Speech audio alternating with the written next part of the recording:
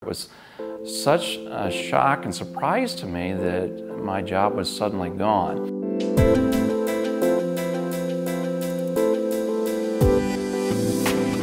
The past 7 years have been pretty difficult.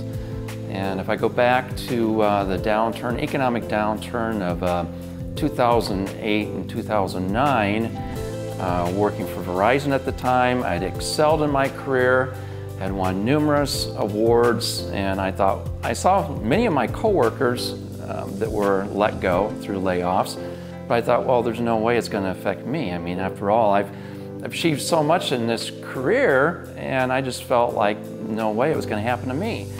So when my boss showed up unexpectedly and gave me the news that my position had been eliminated, I was in total shock.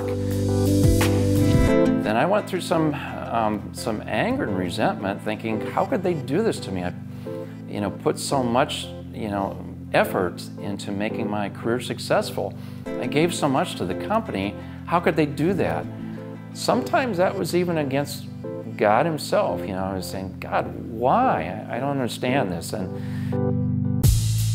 there's a lot of things in life that I may not understand at the moment, but I can see that God has been, about developing my character in life. And I know that if things always went smooth, that that wouldn't necessarily happen. I think that the way I've seen Christ displayed through this whole process is the fact that I had a quiet confidence knowing that God was there for me. That my life wasn't going to fall apart, that even though that path was sometimes dark, didn't know what was going to lie ahead for me, I knew that somehow God was, there for me, and He was going to provide. And Psalm 71:5 came to mind, during that time. It says, "For you have been my hope, O sovereign Lord, my confidence since my youth."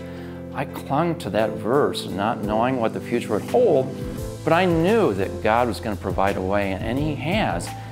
A couple months ago, got back on with Verizon, and I know that we're in a tough, job market right now. There are no guarantees. There's no guarantees that this job will last, but I know that no matter what, that God's going to provide. He's got His hand on me.